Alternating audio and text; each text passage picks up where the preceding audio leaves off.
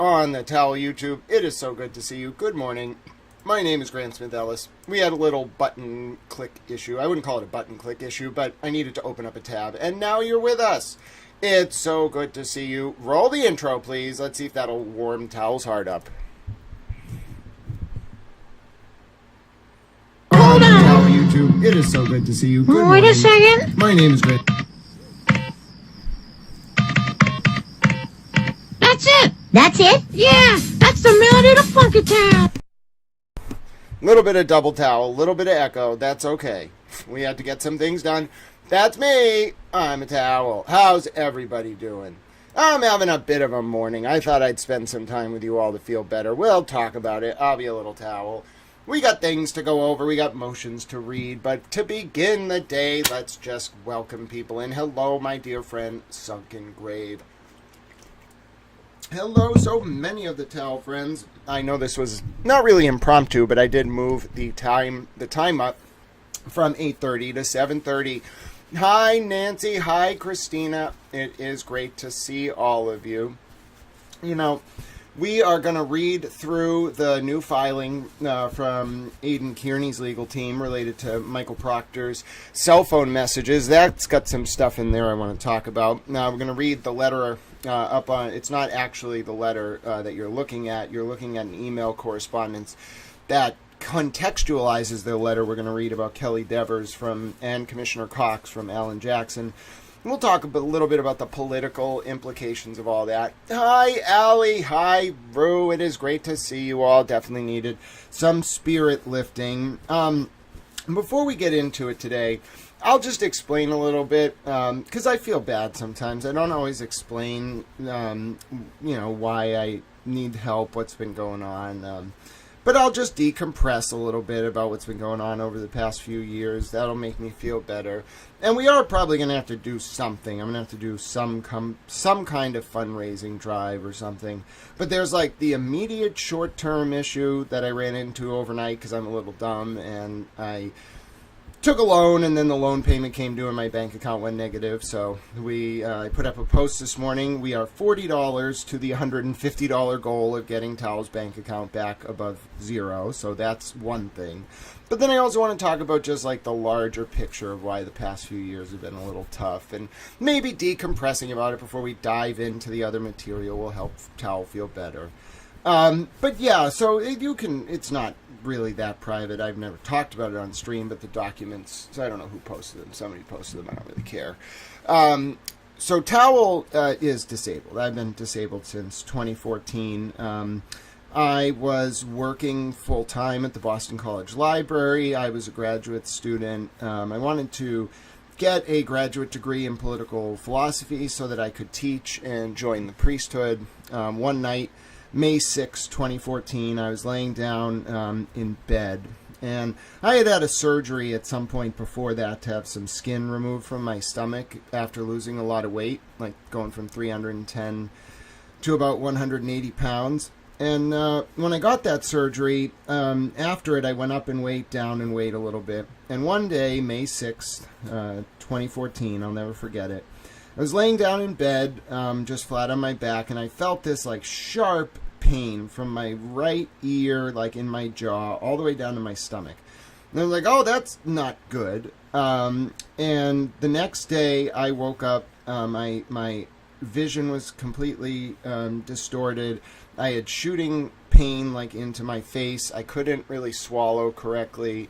It was just really scary. And it set off this kind of crescendo of issues that led to me being hospitalized for a long time. Eventually the doctors kind of found that my esophagus and airway were cross-penetrating, so I was having trouble swallowing food and liquids and without it going into my airway, which was potentially risking like pneumonia. And then I was having trouble with air because it wasn't going into my lungs. I was just swallowing it. So they kind of started piecing it all together. I ended up like having optic nerve issues, facial neuralgia, and it really threw off my life path. Thanks to my family and otherwise, I was able to kind of get to a place where at least I was functional day to day, and that was about 2017. Like, my quality of life was so bad when I first became disabled that I just didn't want to leave bed. I couldn't for years on end. It got really bad.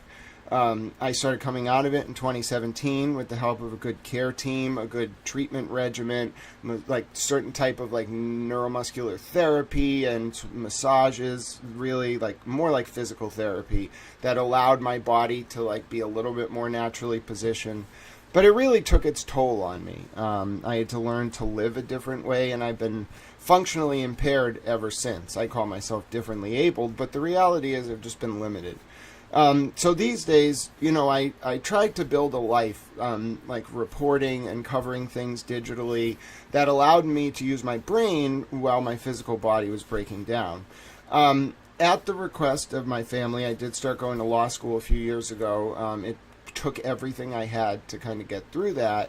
But it also put its own burdens on me. My family was kind enough to take care of the tuition, but I was like exerting my physical body. It was pushing me to my limit, and it really took its toll. And so at this point, I only have one class left. It ends in December, but I'm like completely burnt out. I've been collapsing. Like, I was trying to work a little bit over the summer, and twice in, I think, June. And then again in September, I was just standing up. And it was only like 80, 90 degrees on both days, walking around, and I just collapsed. So there's like a limit to what I can do, and that's why I need some help. So I put up a post this morning. There's one other element to it, which is when my parents got divorced, my mom didn't really get anything other than the house out of the divorce. So we haven't really had like a lot of food for a while and stuff, and I try not to be a burden on her, but like after so many years it gets hard, and just going month to month is hard. So I think that I just feel like overwhelmed because it's difficult to want to like to have the mind capable of thinking and coming up with ideas, but a physical body that can't really do very much. It's very frustrating. But anyway, someone was asking, not in the chat, but on social media this morning, just kind of like what was going on, why I needed help. And so there's the short-term towel fundraiser. I think we brought in $40 this morning of getting Towel back to zero in his bank account. And then longer term, we might have to set up some kind of like fundraiser because I have this tuition bill that's coming due, and I just don't know if Towel Mom's going to be able to pay it, and I won't be able to graduate if we can't pay that in December, and then I will have failed my dad, and I don't want to do that over money. So, and I think I do have some money, or at least a trust eventually coming, but like I have nothing now. So, and it's a sign that the work I'm doing is important. Like, no one's going to give you money to do work that is hard-edged, like hard-nosed reporting. There's no money in that. There's money in propaganda, but there's no money in what I do. So, but yeah, I also have colitis. I'm happy to talk about that as well. And so that like the blood loss from that compounds with everything else. I'm lucky I'm even able to sit up and stream some days.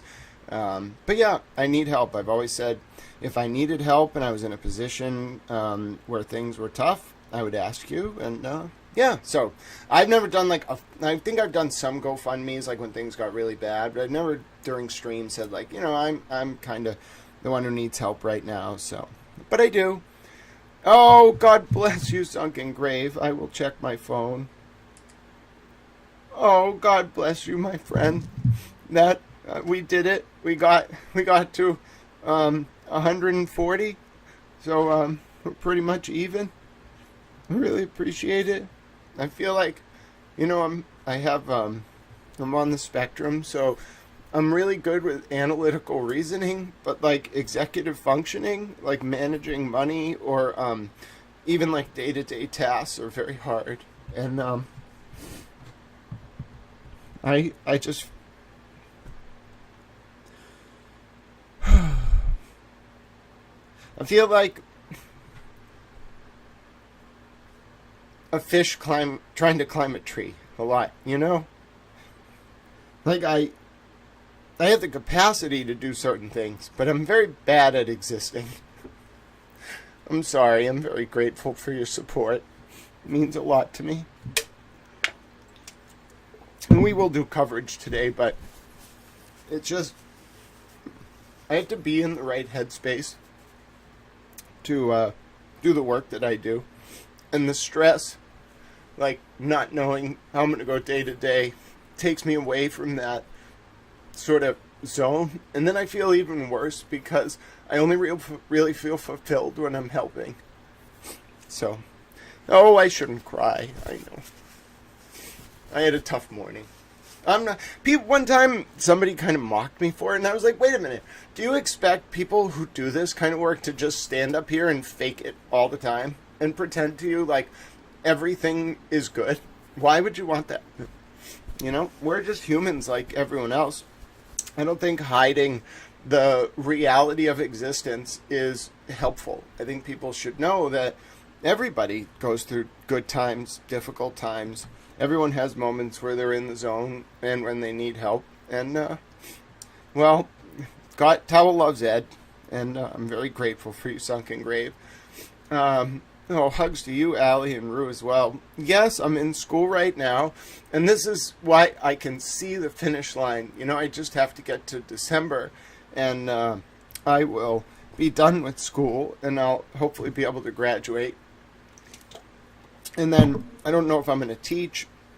My mom, even though I don't know if I'm going to practice, my mom wants me to take the bar just to take it, which I might do, you know, to honor her. And it's expensive, though. I don't want to burden her and then, like, fail, but I think I can do it. Yeah, so I'm very close. I'm, like, 1.5 months away. I think that's why I'm getting a little overwhelmed.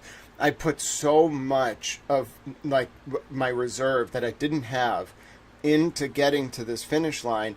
And I don't want to tell the story. Maybe one day I'll tell it, but I didn't graduate for a reason. I don't know. I've never told it. I think if my tuition can't be paid because my mom's struggling, maybe I will tell the story, but I want permission to tell it. But there's a reason I didn't graduate last spring. And it was a good reason. It was a noble reason. I think I did the right thing. Oh, thank you, Allie. I will definitely look into it. I think what it is, so for me, I recognize where I have strengths, analytical reasoning, and whatnot. I realize where I have weaknesses, executive function, emotional reasoning. But I'm not smart enough to override my weak areas of weaknesses. So even though I can say to myself, all right, I understand, like, daily tasks are hard for me, not because I can't do them, because I don't understand. It doesn't make sense to my brain. I understand that's an issue. I understand money management's an issue. But I can't, and it could be my ADHD as well, which I do not take medication for, even though I absolutely could. I am diagnosed with ADHD. But I don't take the medication because I don't like it. It makes me off. But anyway, the point is, I think there's a barrier between, like, my ability to conceptualize what's going, like, my issues that I'm facing and what I need to work on, and then actually put a plan into action. So, and I do have a good support network in the sense that, like, I have 2 or 3 close friends who kind of are smart enough to, like, fill in the gaps, but I'm just not good enough to actually build anything. And nor do I know if necessarily want to. I'm really not capable physically of building, like, an institution. I'm disabled. I need someone's help, and I don't have anyone right now who can do that for me. So I rely on you all to kind of help me keep going. But yes, I just want to let Sunken Grave know how grateful I am. Long term, we can all talk, but just going hour to hour, Towel's feeling a little better. And we're going to read through these motions today. We're going to talk. We'll play some trivia if you all want to do that. And then maybe we'll watch some trial coverage. But I really do think it's important, because I think a lot of people have these feelings. All right? A lot of content creators get overwhelmed, get stressed. And I think there's this kind of unspoken demand to just give happy talk. No matter what's happening, no matter what's going on, just give happy talk, whatever. No, I don't think we need to do that. Like, I think the cure or the panacea to propaganda and this sort of hyper-polemical modern digital discourse is authenticity. If you're upset, say it. If you're sad, say it. Don't manipulate people, but if you're actually going through it, say it. If you're happy, say why. I think we need more of that. I think that will kind of center the human in the emergence of this digital age. So I'm unapologetic about it. Yeah, it's overwhelming. It's a little embarrassing. I don't know if it's embarrassing from a, cognitive capacity. I know it's not my fault. I don't have good executive reasoning or whatever. But at the same time, it's not pleasant to have to be I'm really sad and I don't feel, hope. But that's what being human is all about. And anyone who tells you otherwise is just trying to hide a part of themselves that they don't want to show the world. I'm willing to show it. Oh, God. Okay, sunken grave. I will do it. Oh, God bless you, my friend. God bless you, sunken grave. Don't burden yourself, my friend, but, that it goes a long way, and I didn't even know what would happen if I went live. I wanted to cover these documents, but I had someone sent me a message yesterday, and they were like, they had quoted the Bible the previous week and said, those who need help, or those who get help, ask, or something along those lines. And they followed up and said, I just can sense it, Grant. If you just say what's going on, you'll get help, And they were talking about something that happened to them, and I don't know. It speaks to something larger. And before we dive into these documents, I think we'd be remiss if we didn't talk about. It's not just me, which is why I'm not really afraid to show this. I think this anxiety, this overwhelm, this everything is getting more expensive. There's less and less camaraderie, although obviously we're showing it here. And people feel scared about the future, about themselves. And it's not just me in this moment. I'm so grateful to be able to go day to day and for all of your support. But I just want to give a face to what I think a lot of people are going through right now, which is uncertainty and unease about the future. And I rail a lot on structural communism because I don't like communism. I'm sorry. I don't like it. I don't think it's healthy. But philanthropy, kindness, reciprocal compassion, paying it forward that's how we're going to get through this. And I assure you, if I ever get to a point where I can help people, it will be constant, unconditional, and without any public fanfare, because that's what's going to keep us going through whatever's coming. And so over the next week, I'll stand on my soapbox for a second. First, thank you from the bottom of my heart to everyone who helped Little Towel today. Shout out to Super Towel Ed's Super Towel, Sunken Graves Super Towel. If you see, and you can over the next week, if you see mutual aid requests go up, if you see people who need help, they're probably not able to go on a stream and bare their soul and say why it's so difficult despite their best efforts. But let's look out for each other, no matter what happens, as this situation with the government shutdown and everything plays out over the next week. I never applied for food stamps. I was absolutely eligible, but my whole mindset was I'm not going to apply for those specific benefits because other people need them.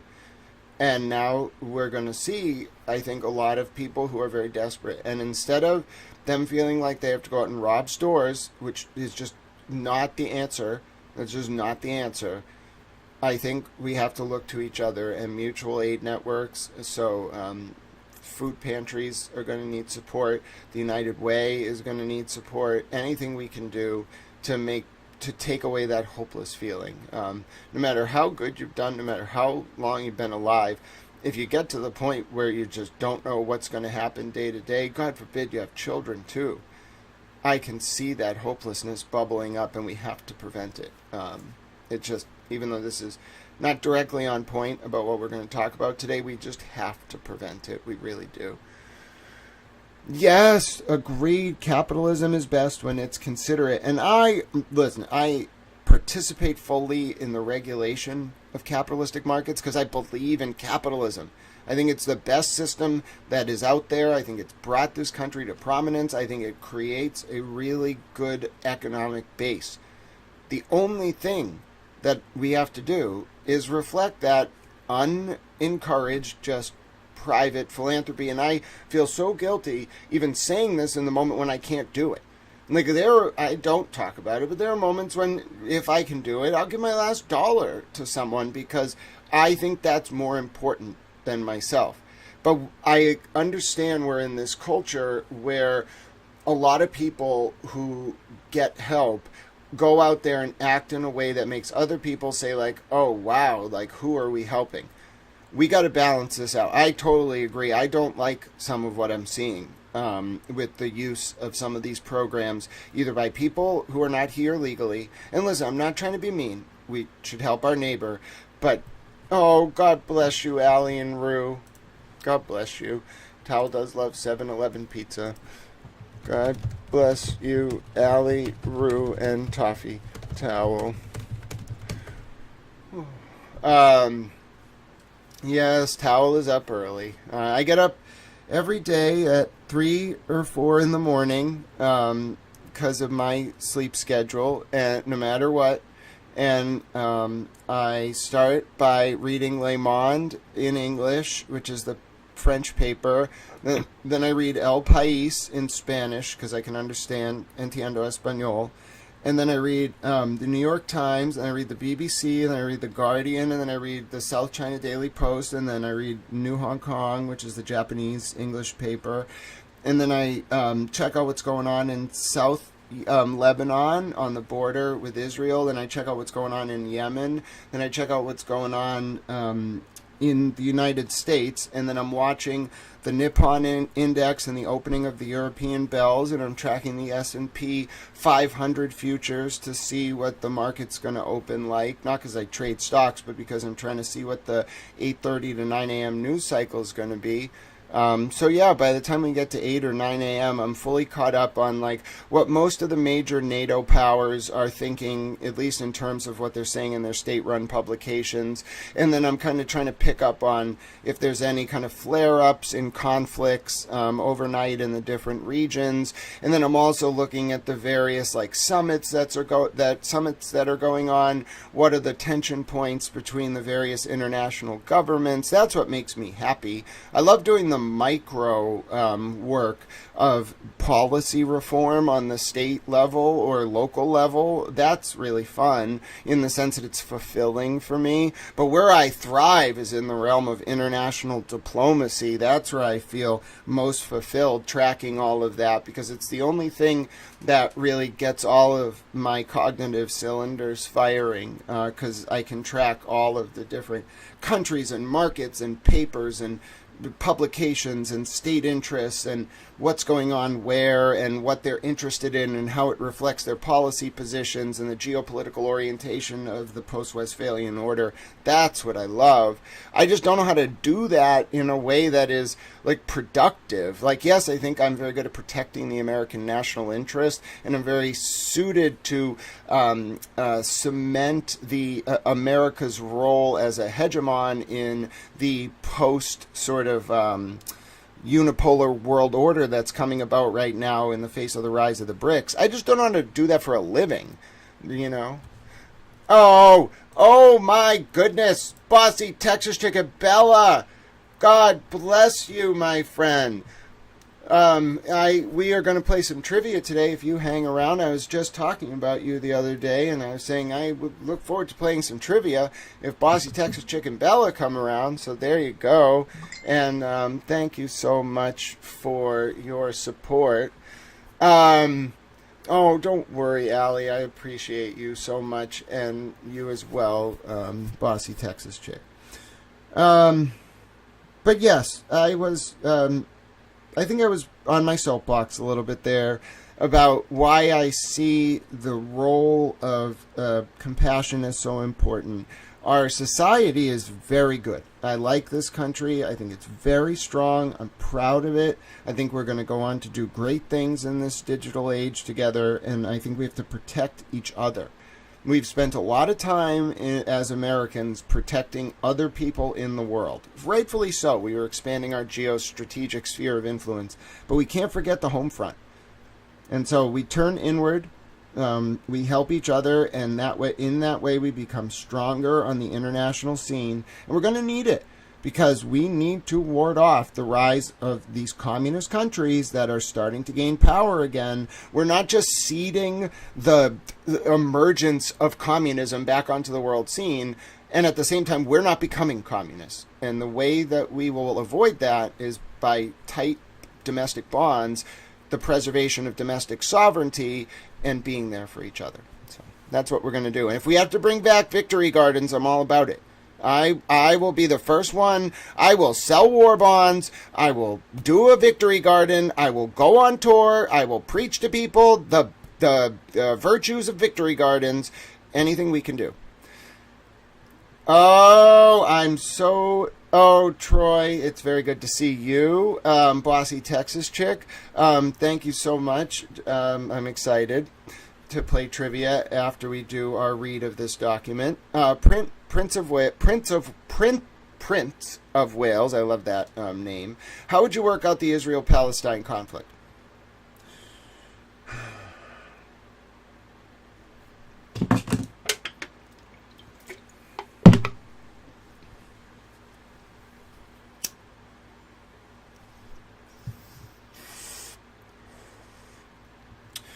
What I would do is I would bring Russia, Qatar, Saudi Arabia, and Iran into a room, and Israel, and the Palestinian Authority. And I would say the 1967 borders following the Six-Day War are completely appropriate. We have 157 countries, including most of the NATO allies, who are about to recognize Palestinian statehood. It's not going to work to simply refuse to recognize that reality. So if we're going to come to an actual structure here, it needs to be very similar to the Oslo Accords from 96. Okay, the only reason that didn't really come to fruition is because the prime minister at the time got assassinated. We need to have that kind of agreement. The Israelis, listen, I am from a Jewish family, but the Israelis need to recognize, whether it's the government or the people of Israel, that there is no question that there's going to be a Palestinian state.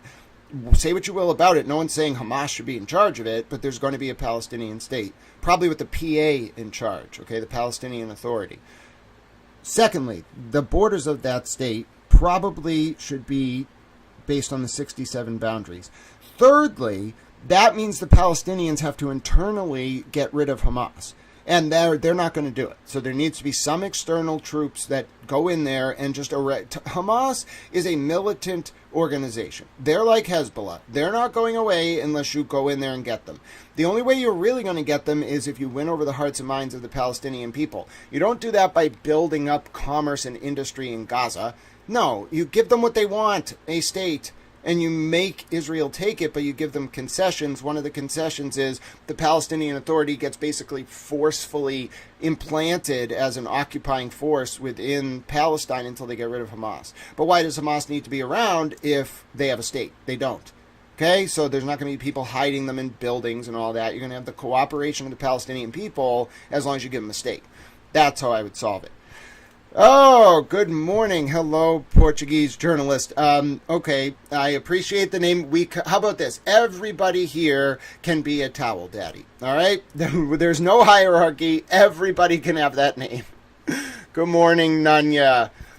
Yeah, no, Allie, I do not plan on going to Guana, and I'm pretty sure Jim Jones donated all of his money before he did, like, the thing to the Soviet Union, and I hate the commies, so don't worry about that. Nanya says we should have a mock show where Towel settles disputes live on air. Yep. All right. Every show will start with me crying, and then we'll transition into settling disputes. Apparently, that's what the people want to see. Yeah, it was quite a morning, Nanya. I'm feeling a little better now. But I also feel like I wish I could say there was more to this than... I wish I could say that this was just a reflection of me. I think I'm feeling just a lot of apprehension and agony and sadness, like, in the world. Like, I think there's a lot of people who are worried about the holidays, and I wish I could fix it. That's why I don't think I can ever become, like, a billionaire, because if you gave me, like, $7 billion or 700, you know what I would do? I would go around, not, like, redistributing it, but I would, like, engage in benevolent reinvestment that would not centralize my own wealth, and then they would all hate me. I'd be considered a class traitor. Sure, the Portuguese journalist. Why not? You seem very nice. You can't really do much with it, but you seem nice, and we're thrilled to have you. Could Israel sell Gaza to the Palestinians? Asked Troy. I don't think it's like Alaska. I don't think the question is purchasing it so much as like recognizing Palestine as a state. I don't think the Israelis want any money. I think they just don't want there to be a Palestinian state. Now, I'm very sympathetic to their views. Okay, I've listened to the arguments extensively. It is not a good idea to give Hamas a state. Okay, that would be like giving Hezbollah Lebanon. We're not doing that. That's a terrible idea. They're militant and they just slaughter people. They'll argue they're doing it in the name of liberation. That you undercut, in my opinion, that whole argument if you just give the Palestinians a state. I'm not saying give them like the widest borders. We're not giving them all the way like to the other river or whatever it is. No, a limited border state based on a negotiation. But then Hamas doesn't have to exist. If you take away their reason for existing, no one's going to be mad, especially Palestinians, if you just go in there and eradicate Hamas. No one's going to be mad. Now, the reason why this is a problem is, first of all, Israel's just going to say we can't eradicate them. They're just always going to exist. It's an idea. But I would say back, what idea? You gave them a damn state. They don't, right? But the issue, and it's tough, right? Because there is always going to be a very radical element in Palestine. So there needs to be some authority in Palestine that is able to keep that in check, or the Israelis are never going to be comfortable with a Palestinian state. But yes, we're glad to have you, Portuguese journalist. And I think it's an interest. Thank you for that discussion, by the way. I always feel better like when I get to talk about international politics. And now we can read this motion here, and then we'll play some trivia after the motion and the letter. And then maybe we'll watch some of the Julio Fulio trial later in the morning. So let's start with this affidavit. Thank you very much to everyone for so many reasons. Just for being you, for being here, for helping Little Towel. Like, I'll drop everything to help someone if it takes it. And I don't want to, like, use that and be like, oh, that's what I do, but, like, it feels weird, to... I just wish I had structured, like, a better support, like, structure for myself so I could just do my work. But maybe this is what God is saying to me, or the Virgin Mother. We're all that support network for each other. That makes me feel like I have hope. I have hope in the future. I'll never give up. So we're going to read this document. We're going to use my towel voice. Portuguese journalist says, I am from the Azores, São Miguel. That sounds absolutely beautiful. I have never been to Spain. Falamos portuguese, but I don't actually. Entiendo español y hablo español. Y creo que los idiomas del mundo son muy interesantes, pero no entiendo portugués, lo siento. Perhaps one day. Spanish and Portuguese are very similar, but the problem is Portuguese uses a whole different verb tense conjugation, so I can't know, like, the imperfect and the present and the future and the whatever, all the complex Spanish verb tenses and all the irregular verbs and all the weird rules about, like, voy a tener or me gusta, or all these different words that you have to know when speaking Spanish, like I'm going to do this. versus like the future tense. All of those things are so hard that doing that with Portuguese as well at this point in my life, I don't know if I can do. But I can do it with Spanish. Ah, yes, bom dia. I would like to learn Italian as well. That's probably out the window. I wanted to learn Latin. All I know in Latin is like summum bonum and some of the words from the Bible. That's out the window. And then I wanted to learn ancient Greek. The only thing I know there is autopoistasis and what's the ancient Greek word for greatest good? Summum bonum, or oh, how did I forget this? I say it at the end of the stream every single day. I'll look it up. It comes from Aristotle. The point is, I only know a little ancient Greek and a little ancient Latin. All right, enough distractions. Let's read the motion. So, no, I'm looking this word up. I refuse to not look this word up.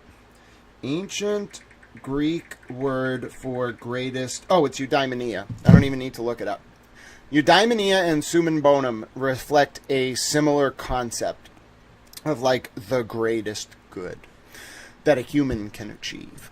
All right, so what we're reading, we're learning about Michael Proctor's text messages. Now, this needs a little background, so let's watch the background video. Tao made a background video about these text messages.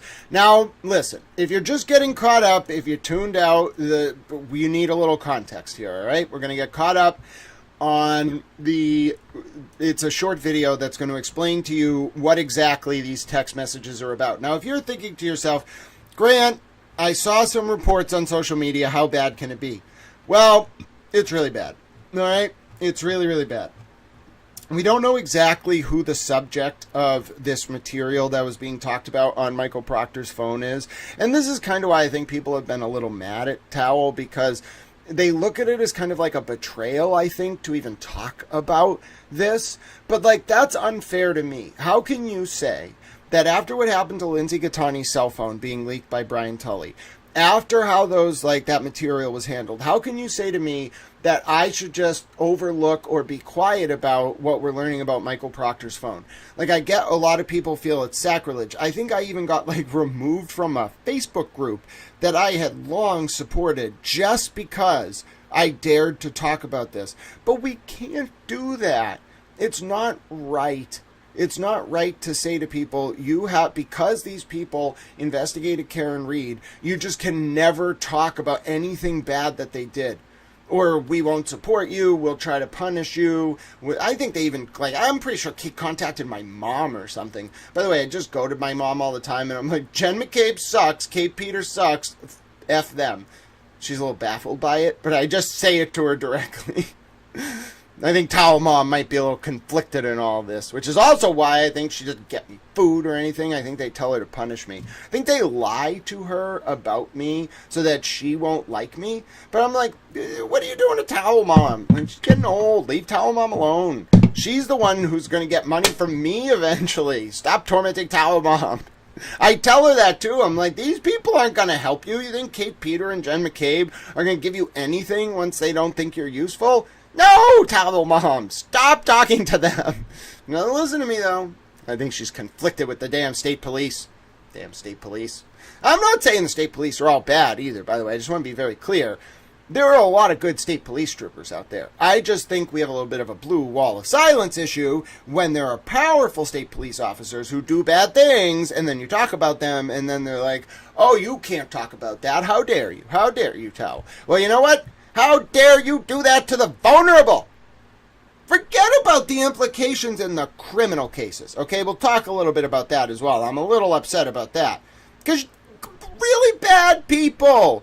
Think about the Annie Dukem drug lab scandal. Really bad people can get off. Go free when you do bad things. As a police officer.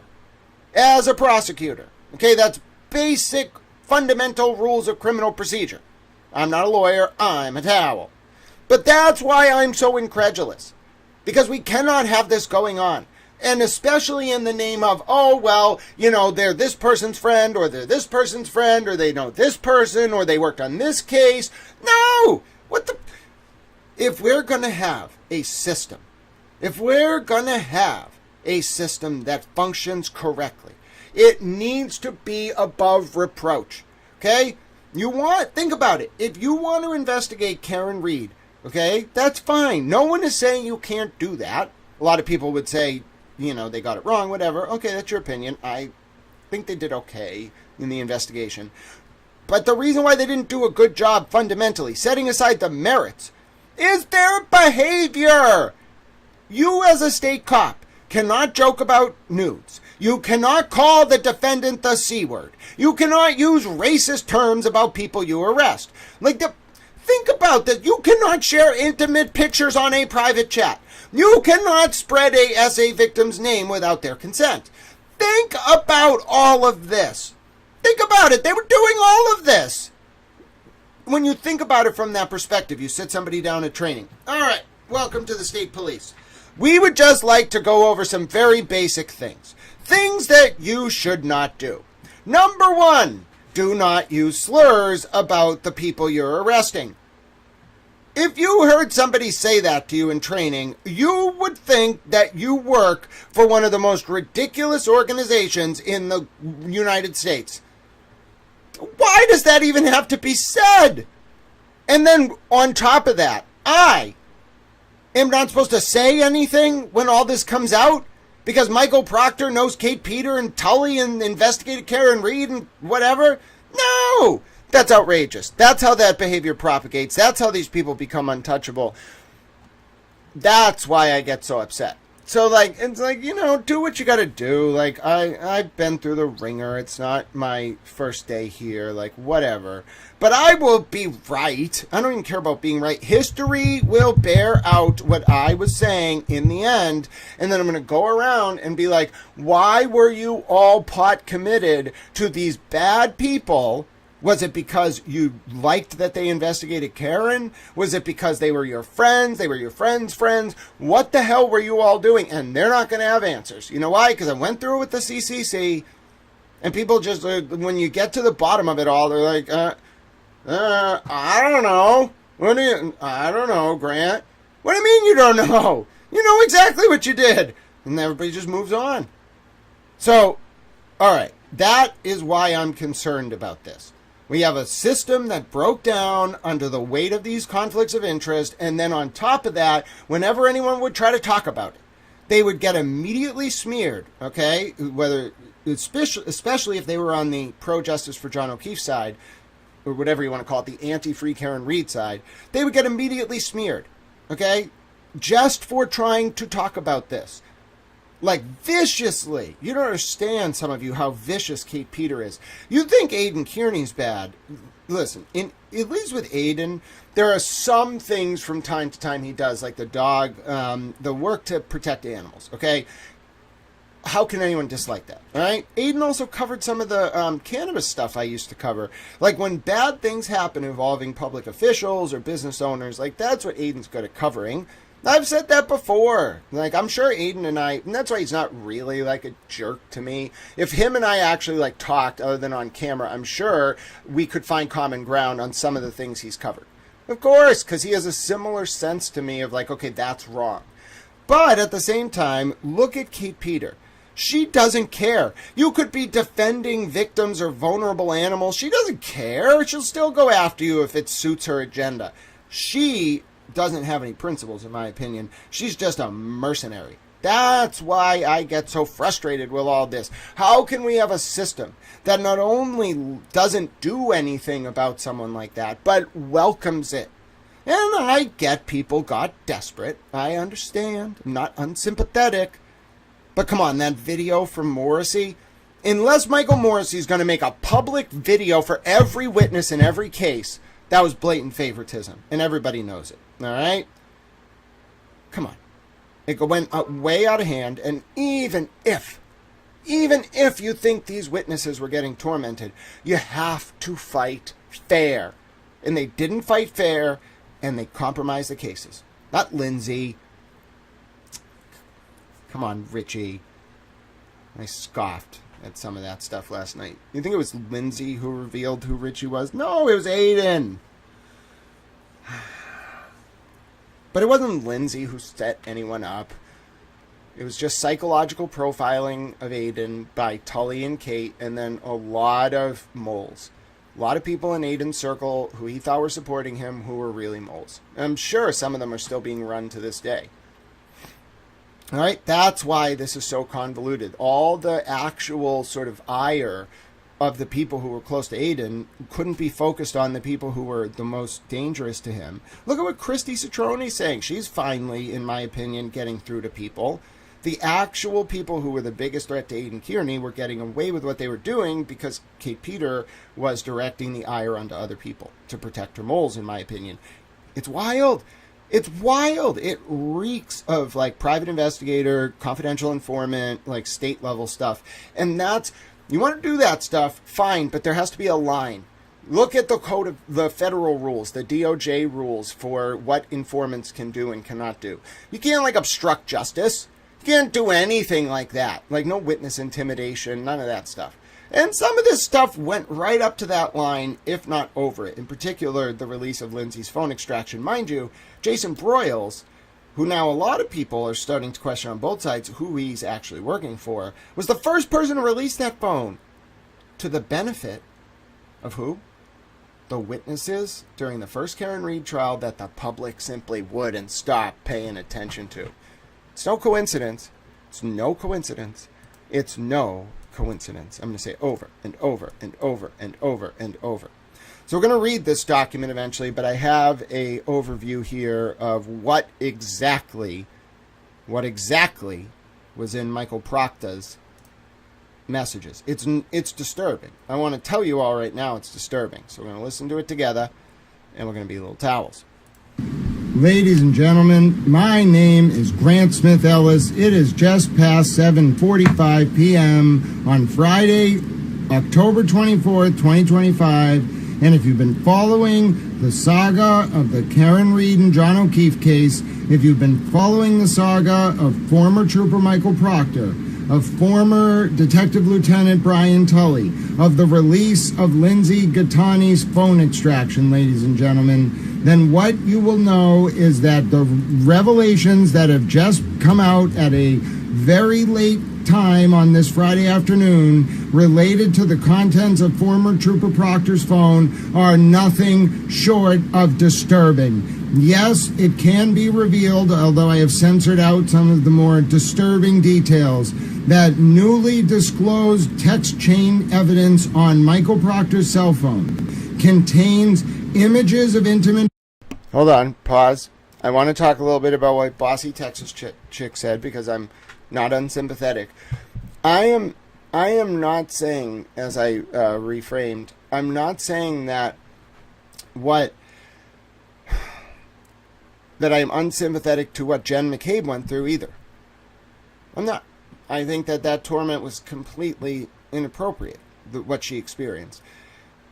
I'm talking about the response. All right? And obviously, I think Karen Read, not making light of this, but I think she bears her own burden in like how she went about doing her PR, clearly.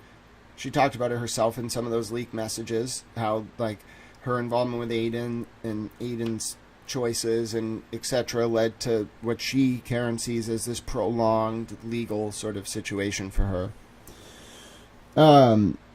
I think that and I have the Google Analytics to prove it, okay? I can show it. Let's just look at it, all right? And this is real, like, let's just hone in on it. Let's talk about it. I have the Google Analytics, so we can just look at it. This is what I think happened, all right? I think it wasn't that Jen McCabe didn't go through very bad things. She was tormented, okay? Just because she tried to help her friend John O'Keefe by answering Karen's call that morning. But there is something that I want to show, which is how you respond to it matters, all right? Like, you feel unjustly targeted? Absolutely okay. You feel the system's not listening to you? I'll be the first one to stand up and defend you. And I did for a while. Who was the person out there over and over explaining how the write-ahead log in the WallDB file of the Celebrate extraction from Jen's phone confirmed she Googled how long to die in cold at 6:23 and 6:24. Unrepentant in my defense of her. Okay, no one's going to stand here, in my opinion, in good faith, and say that I have not defended Jen McCabe previously. That's not what I'm talking about. What I'm talking about was what she and her friend Brian Tully, who she talks to personally, and Kate Peter, who also talks to Brian Tully personally, what they did. All right. Now, you see what's up on your screen right now? We'll talk about it. All right. I'm going to bring my little mouse over here. No. Let's look at this right here. All right. Now, this is on the left, the Google Trends results over 2023 and 2024 and 2025 for Lindsay Gattani on the left and Jen McCabe on the right. Now, this is when Lindsay Gattani first got involved in all this, all right, December of 2023. But look at this, more interestingly enough. This was the start. The first black circle was the start of Karen Read's first trial, April of 2024, all right? Now, look at Jen McCabe's history. She didn't actually get that much attention during all the torment she was going through. It didn't actually bump. It didn't bump nearly as much as what happened to Lindsay. And this is the objective data, all right? You want to argue with it, go look at the trends yourself on Google. Jen McCabe, however, starts getting a lot of attention for the first time in April of 2024, right during the first Karen Read and John O'Keefe trial. What happens right then? Brian Tully releases Lindsay Gattani's unredacted phone extraction with only messages from Tully to Lindsay and from Kate Peter to Lindsay removed. 15 years of Lindsay's life. And we're going to talk about today, and this is relevant, how Lindsay didn't get any of the white glove treatment extended to Michael Proctor before his 12 years of phone records were turned over. Nope. She didn't get any of that courtesy. But look at the timing. Is that inconspicuous or what? Look at that. Those bumps in public attention. It's a zero-sum game. There's only so many turtle riders, only so many free Karen Read folks. They were spending their time during the first Karen Read trial, look here on the left, paying attention to Lindsay's unredacted phone extraction being leaked. All right, Aidan immediately started talking about it. And look at Jen McCabe's attention doesn't even go that high. It would have been double that had Lindsay not been the subject of public attention. You see what I'm driving at here, folks? This is objective data. So I'm not criticizing Jen McCabe for responding to being tormented. I'm criticizing the way she responded. And I fully believe that this was intentional. I fully believe that Brian Tully, Jen McCabe, and Kate Peter organized the release of Lindsay Gattani's unredacted cell phone extraction for this specific purpose. Okay? Now, we can also see, again, how when Jen McCabe started getting attention during the second Karen Read trial in 2025, here's Jen McCabe's second trial, another spike in attention with Lindsay. Almost like a desperate attempt to use Lindsay as a distraction twice for Jen McCabe during the trials. Very interesting, okay? So I think that's kind of what I'm saying. It's not that I'm unsympathetic with what happened to Jen McCabe. I think there was too much inside baseball with how she responded. You know what I'm saying? And you got to understand, I totally am. I'm not saying that I'm switching sides on anything about the Google search, which I believe was at 623 and 624, even though people may not love to hear that who support Karen Read. That's just how I feel. But I also am saying, I think Bossy Texas Chick, it would actually be going to the dark side to say, oh, well, what Tully did with the release of the phone and what Kate did with the release of the phone, all of that was acceptable because they were working on something bigger. Well, no. I think like it was inappropriate for Jen McCabe and Tully to have a personal relationship. I think it was inappropriate for that personal relationship to impact active investigations. So I'm not really switching gears. I want to be very clear. I've always felt all along that the two things are mutually exclusive, like the merits of the case against Karen and then Tully and Kate Peter and Jen McCabe's behavior. And I know it's not pleasant to hear. Like, if you think about it, Bossy Texas Chick, why would Jen McCabe and Brian Tully be talking directly? You know what I'm saying? That's kind of why I have so many questions about this. Even if she was tormented, why would they talk directly? Either every witness gets a direct line to Brian Tully or none do. It's a question of fairness. The other thing is, Bossy Texas Chick, and I hope you'll agree, if it is confirmed that Brian Tully released Lindsay's unredacted phone extraction, and it was done on purpose, and it was intentionally manipulated to only hide messages from Aidan Tully to Lindsay. That is manipulation of evidence. It is obstruction. It is, that's just what it is on the surface. Then think about the impact on Lindsay. We have to sit there, bossy Texas chicken, and really think about if the people who were entrusted to protect the most vulnerable, to speak on their behalf, to do what was right, if they took advantage of that trust. That is the most egregious type of behavior we can face. And can we just say, well, we can't critique them? That would be going to the dark side. No, we're able to say what was done was wrong, regardless as to the players involved. Whether it be Kate Tully, it doesn't matter. If they did bad things, they should be called out. Oh, God bless you, Allie Towel. Hugs to you and Rue and Toffee Towel. Towel loves you all very much. But yes, let's get caught up on exactly what these messages are about. And then we're going to go right into reading the document from TurtleBoy's lawyer, so what we're going to find out is in the other cases, these documents from Proctor have the cell phone records, 12 years. Some of them are already being looked at. They're going to be turned over subject to a protective order that only allows the attorneys to retain, for the defendants, to retain the records, okay? Or the defendants, most of whom are in jail, can only look at them. Aidan Kearney has filed a motion overnight. This was the big news overnight. He's filed a motion overnight to get access to those same records. So we're going to learn first what the records are about, because I already read through the document the other day, and then we're going to read Kearney's document after. And it does require this much context because there's a lot of nuance to this. Do you understand, folks? Michael Proctor's union gave up on him because of what was in these texts, 12 years of records. And Proctor's lawyer potentially abandoned him because he misled the lawyer. We're going to find out, according to Kearney's filing, about the existence of a lot of these things. All right? So we got to talk about it. We have to confront it head on, because that is how you fix this kind of issue. We're going to do it. We're going to be responsible about it. We're going to be erudite, cogent, informed little towels. We're not going to show bias. We're not going to show fear or favor. And we're going to stand up in defense of our principles, and we're going to assert that that is the side of light. The only darkness here are those who are unwilling to accept that there may be moral shades of gray to the motives of a number of different players involved. Heroes, villains, victims, all of those involved in this. Some may have had pure motives. Some may have had mixed motives. Some may have had impure motives. But there's no black and white. There is only the complex interplay of various human lives on the grand stage that we doth call history's ever unfolding pages.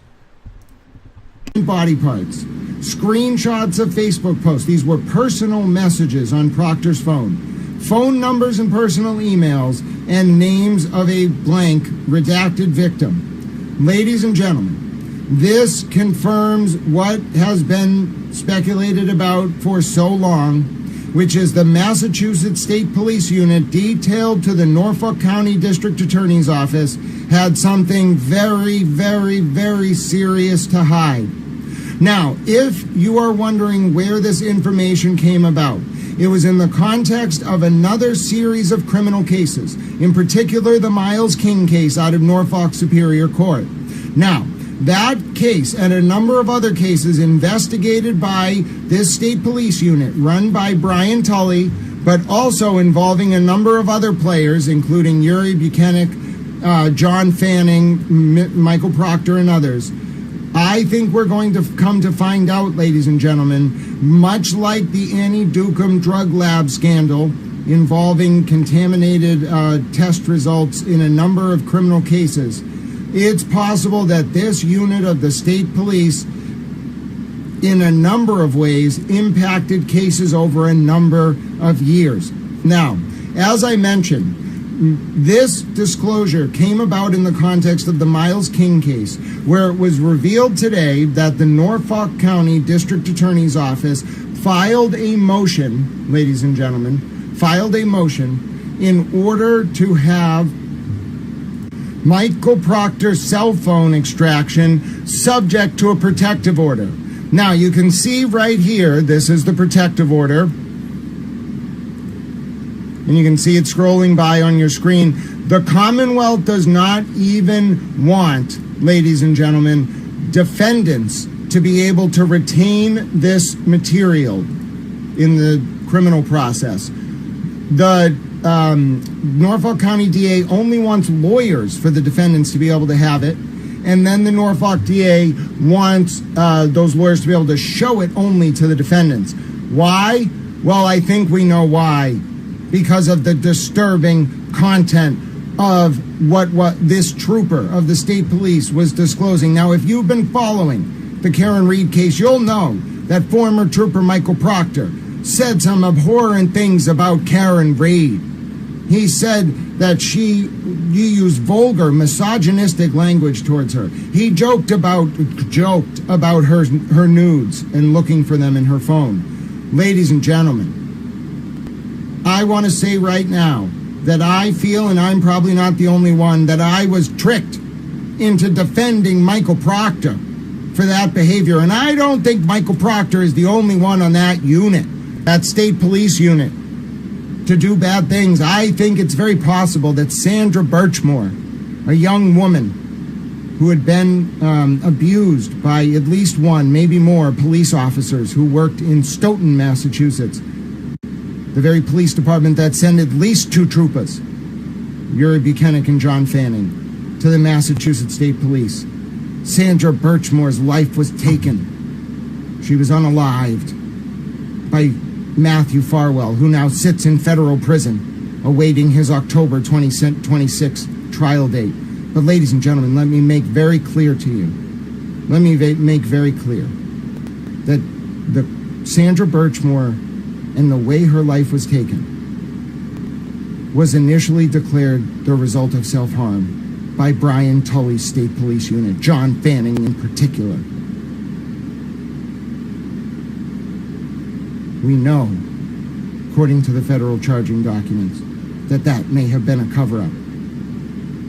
And ladies and gentlemen, to complete the trifecta, we now have the juxtaposition, not only of what Michael Proctor and his friends or unit, whoever he was talking to, was doing over the past 12 years. We also have the Norfolk District Attorney's Office attempting to argue that Proctor's communication should be subject to a protective order. But that woman right above me, Lindsay Gattani, when her phone extraction was released by Brian Tully,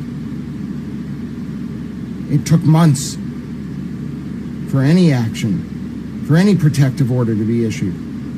15 years of Lindsay's life released unredacted, the only messages Tully removed. Lindsay was a witness in an active criminal case involving a blogger named Aidan TurtleBoy Kearney. The only things Tully removed before turning over that extraction to Kearney's lawyer on April 24, 2024 were text from messages from Tully to Lindsay and from Tully's private investigator, Kate Peter, to Lindsay. There was no fight to protect Lindsay's dignity, to give Lindsay the white glove treatment. No, ladies and gentlemen, but Michael Proctor gets the white glove treatment, and at the same time, the devastating revelations come forward as to what Proctor was talking about. This news is breaking now within the past hour or so, but it will continue to spiral. We do not even know what the contents of these messages are.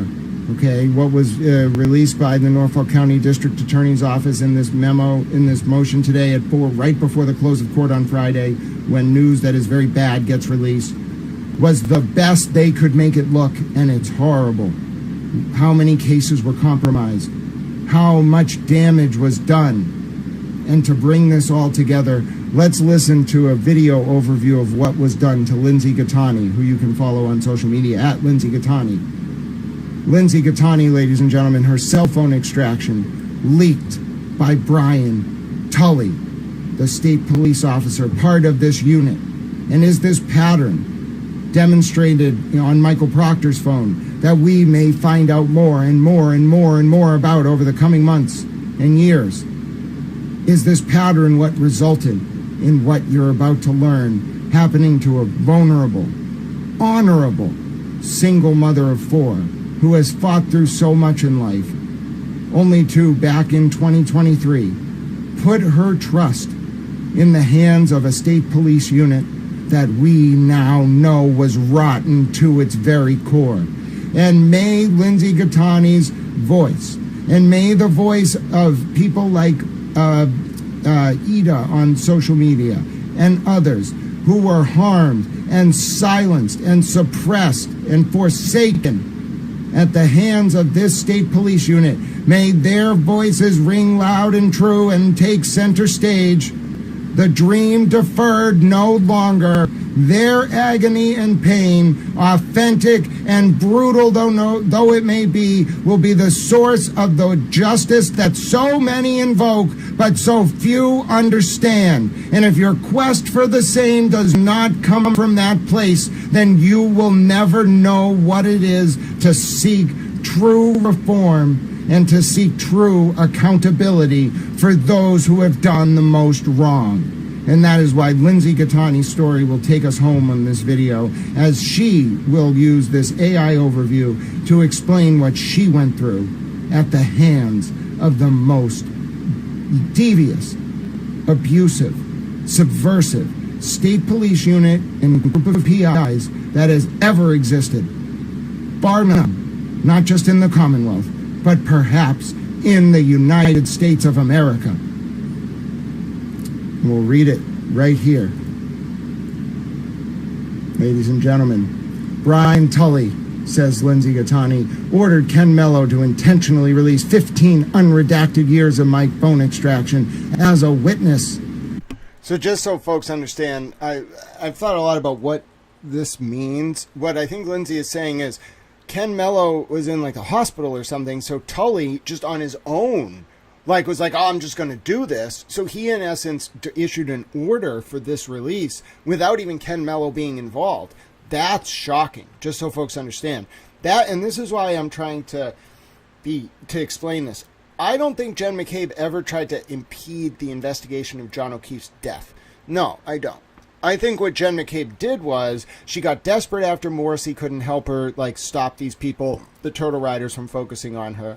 She got more desperate. She told Lindsay, Jen McCabe, according to Lindsay on social media, told Lindsay that Lindsay needed to show she was sorry for dating Aidan. I really think that Jen McCabe and Kate Peter and all these people, Twisted Tragedy, I don't think they ever liked Lindsay.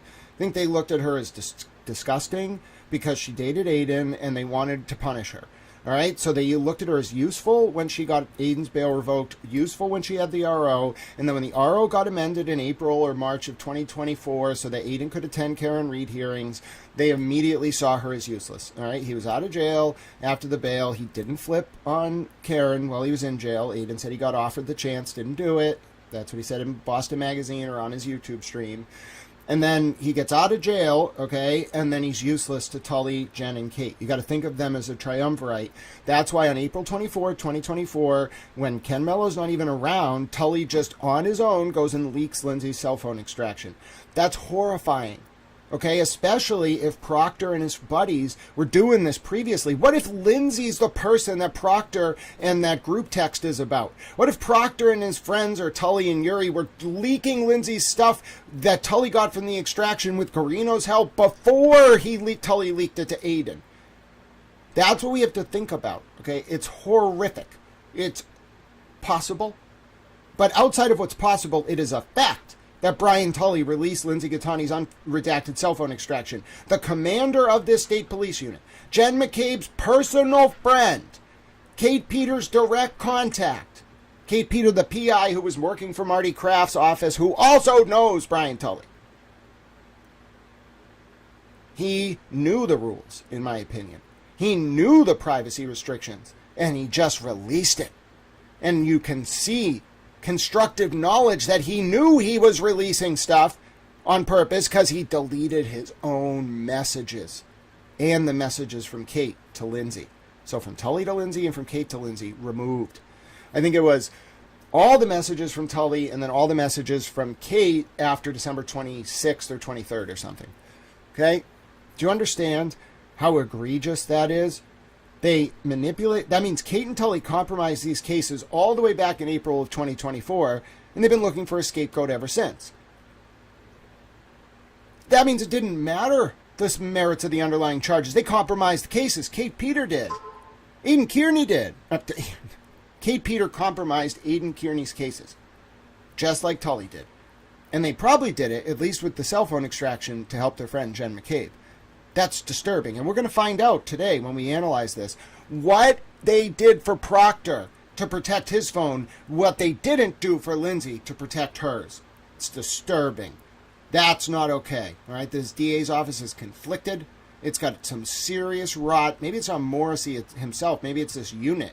But it got bad.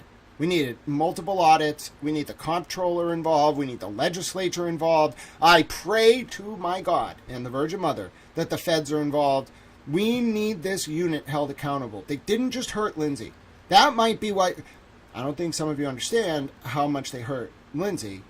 That's just why I'm very upset. Okay? I am on a righteous crusade to see these people held accountable for hurting her. Okay? And I'm not going to stop until the government holds itself accountable for what they did to her. I'm just not going to stop. It's not going to happen. All right? What did they do to Sandra Birchmore? What did they do to other women we don't even know about? We're going to find out. I'm not going to stop. I'll join forces with Marbury v. Madison. I'll befriend Ted Daniel again. I don't care. Ted didn't like me for a while there. I'll do whatever it takes to expose these people. All right? I'm sorry. There's some real bad hombres. I'm sorry. It's as bad as you can imagine, and they're not getting away with it because they investigated Karen Reed for killing John O'Keefe. Now, and I agree, Allie, what happened to some of these innocent victims and witnesses, and to John's family, and to Kaylee, and it was horrifying. All right? Absolutely. The two things can be true at once. 100%, Christina. What those witnesses suffered, what was alleged to happen on the 28th and 29th of January 2022, that could all be true. And at the same time, these cops could have been rotten to their core. Not because of the way they investigated Karen, although I do think some of it shined through to the surface. Do you see now what Karen did? Do you see why she was able to get away, quote unquote, with what she did, if that's what you think she did? Because all she did, she didn't need the investigation of herself to really be that flawed to win here. Like, think if you're Alan Jackson, what he told her. This unit's dirty, Karen. They covered up Sandra Birchmore's murder. They do bad shit all the time. All we need to do is convince the public that they're dirty, and then the jury's going to let you off because they're going to think they treated you poorly.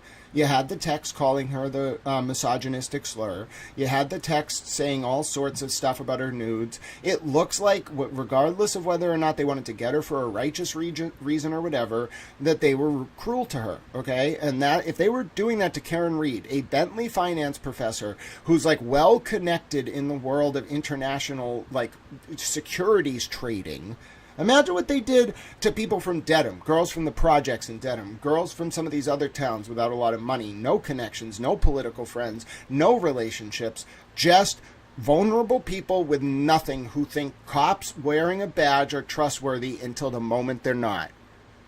And I'm not going to stand by. No, I don't think so, Marianne. I would say I think a lot of people are very overly harsh towards Karen. I think that Karen might, but for the way she was treated, have been willing to admit to it being an accident, John's death. But because of how she was treated and because of what people did to her, she became like on a crusade. So I don't think she murdered John O'Keefe by any standard. I don't even think you can get to a recklessness mens rea with what she did.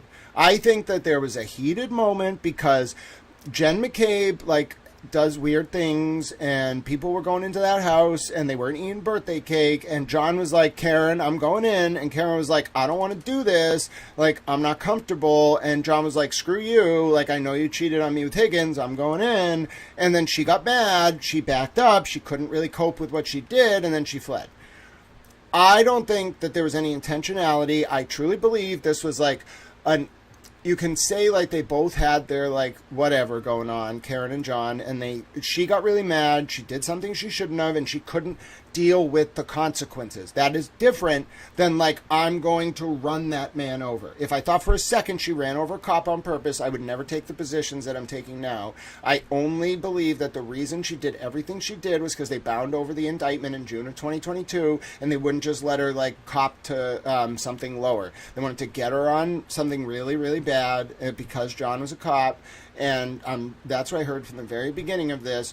They're pushing really hard because he was a cop. She doubled down because she just couldn't like deal with what they were asking her to admit to, and that's why everything went to hell in a handbasket. Now, does that mean that I think that Karen deserves some of the stuff that the cops did to her? No. Listen, we could be talking about someone, I know this is going to be harsh, but we could be talking about someone who, like Brian Walsh, or like any of the other defendants that Proctor investigated. Say it wasn't even a question of reasonable doubt. Say the defendant was literally like very obviously guilty, like Walsh, okay? It's not even a question. Dude is the most blatantly obvious guilty person I've ever seen in my life. The wife was like moving to Washington. She knew about it. He was in financial trouble. He was going to go down on federal charges. He killed her, okay? And I'll tell you, it doesn't matter. And that's why I agree with you about where the Innocence Fraud campaign came from, JI5. But to me, it's something bigger than that. It's not just the Innocence Project and what's that lawyer there at Northeastern who's friends with Rachel Rollins, Daniel Medved. It's not just that. What it is that we have a system that says even if you are a guilty defendant, if police do something bad, if prosecutors do something bad, you go free. You know, the Rush trial with Alec Baldwin? Why do you think Alec Baldwin got off? You think it was because he wasn't guilty? No. Procedural technicality. All right? And that's why these cops are truly at blame. Not because of how they investigated John, but because they were reckless. For years. Karen didn't come up with the idea of an Innocence Fraud campaign because Steve Scanlon told her. These cops gave her the opening to do it. And then while all this stuff was going on, they did it to Lindsay Gattani, who was just a witness. She wasn't a defendant. These guys were bad hombres, all right? And we gave them way too much cover because they investigated John's death.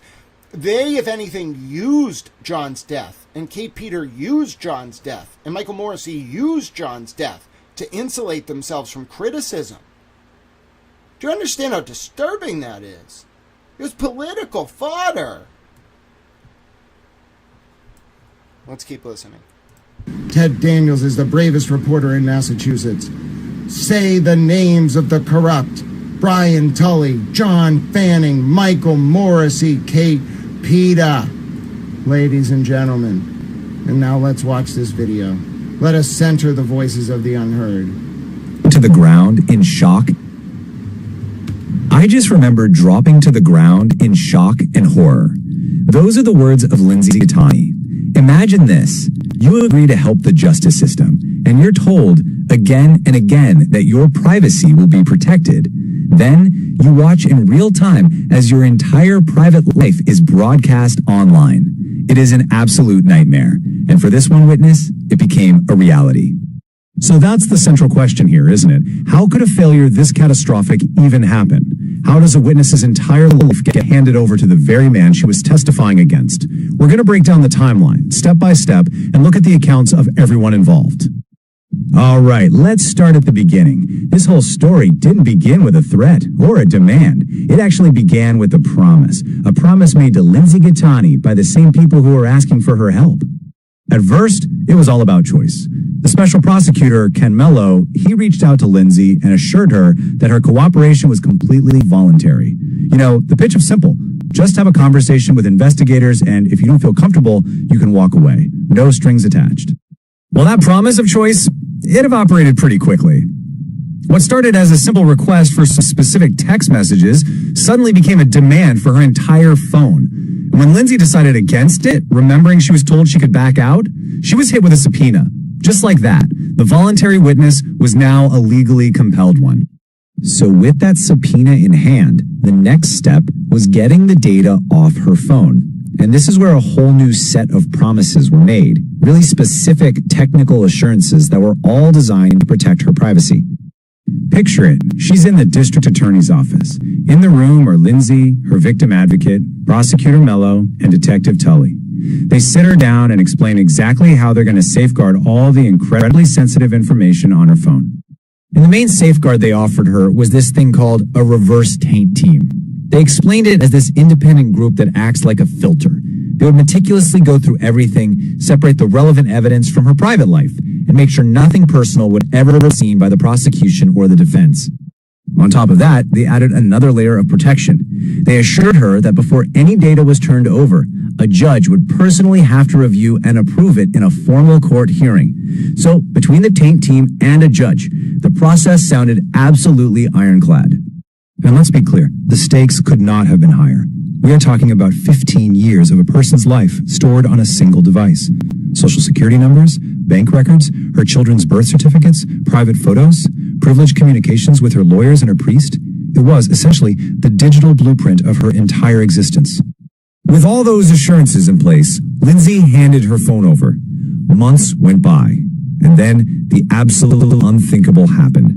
Every single promise that was made to her was broken in the most public and humiliating way imaginable. She found out that the defendant in the case, Aidan Kearney, was live on his YouTube show, reading her private information out loud to the world. He had everything. Her entire, unredacted private life had become public entertainment. The scale of this leak is just staggering. It was approximately 7,000 pages of her most private, unredacted, personal data. Every promised safeguard, the filter, the taint team, the judge's review, had all been completely ignored.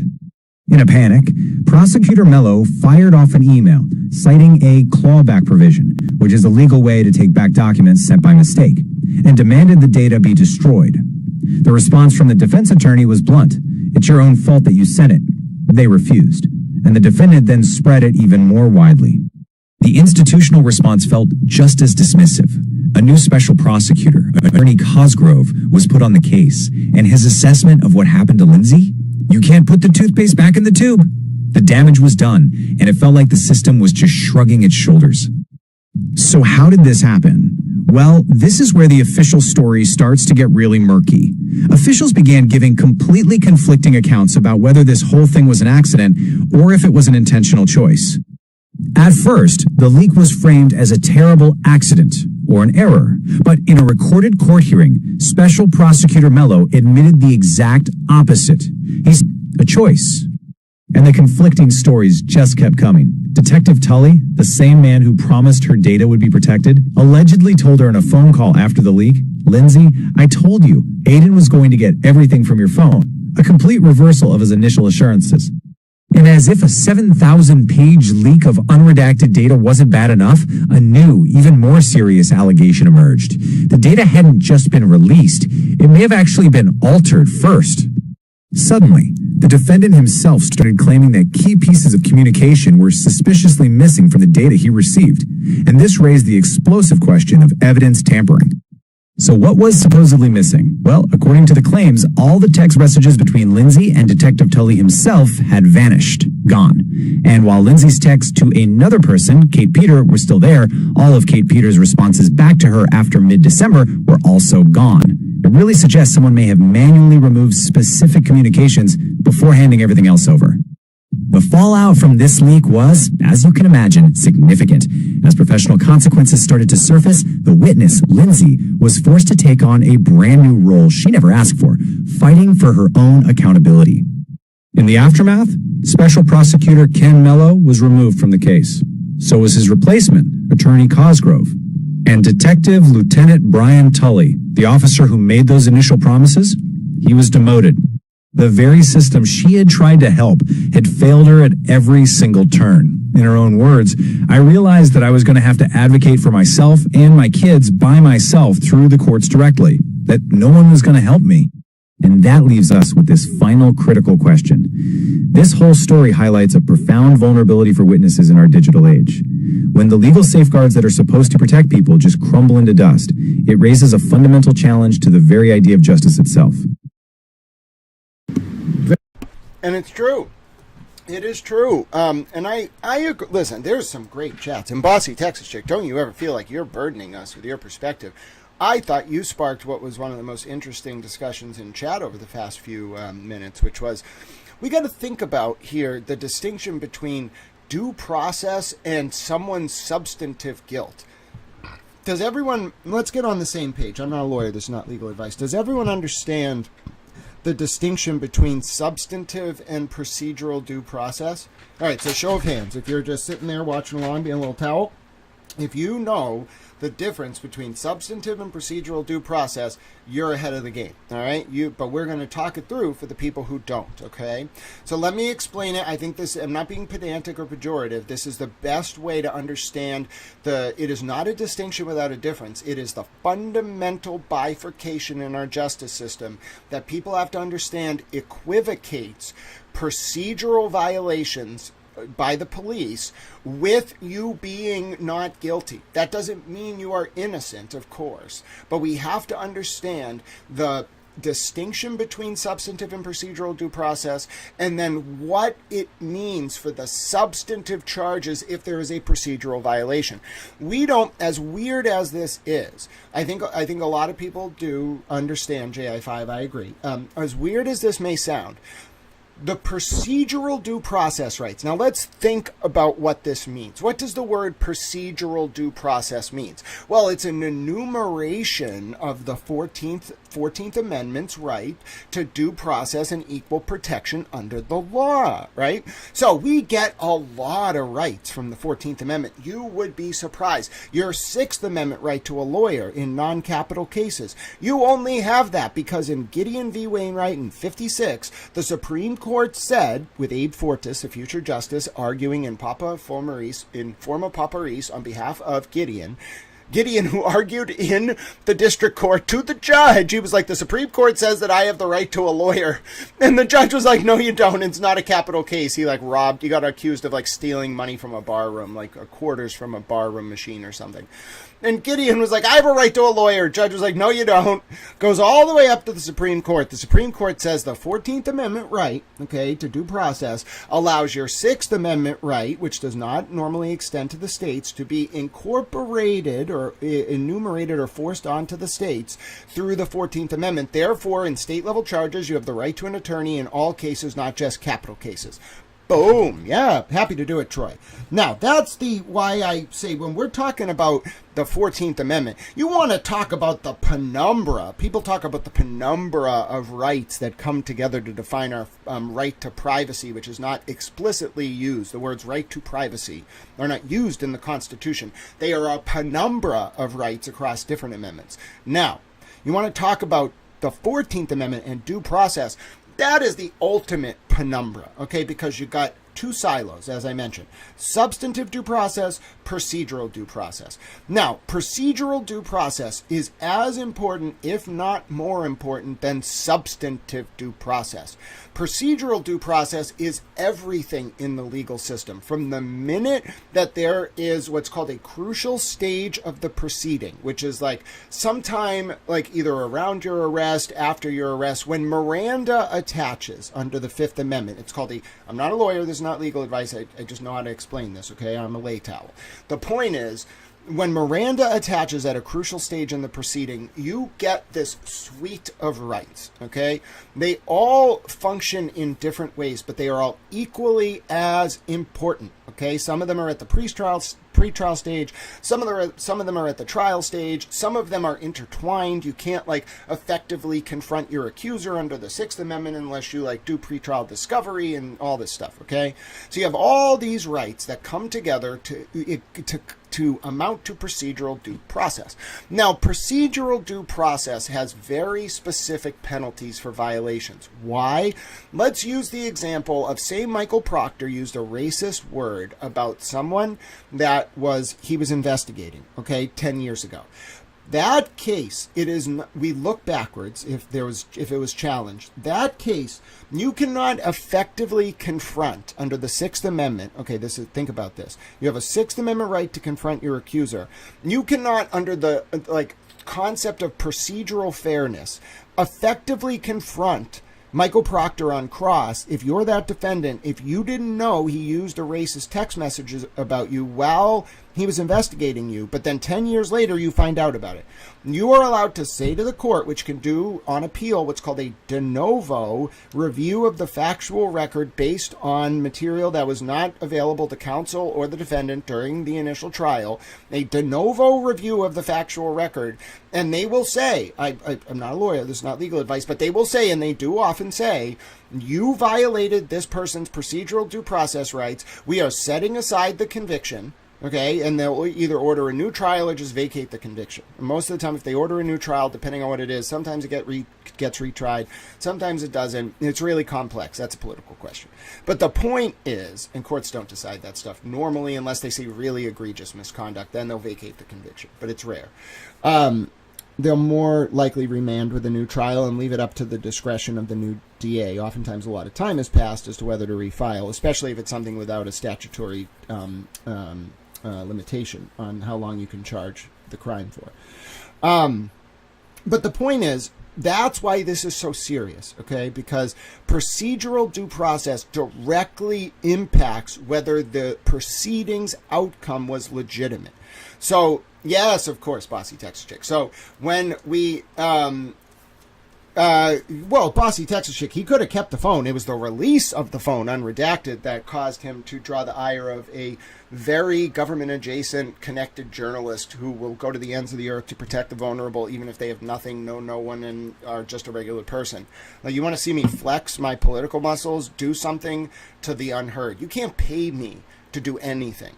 But you get me on this like righteous quest where the system was undermined. Oh boy, here we go. You just unleashed like a multi-year demon. And like, I'm not vindictive.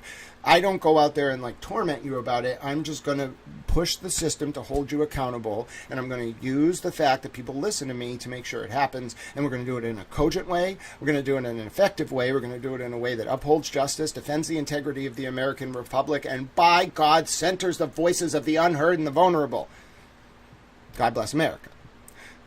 Yeah, I'm not a fan, Christina. You got some things wrong. Like, I'm just not a fan. But yes, I am a little surprised that 29% of people want to cover up Proctor's text. We're going to read more about that in a minute. But let's finish the conversation. So, final example about procedural and substantive due process. Alec Baldwin.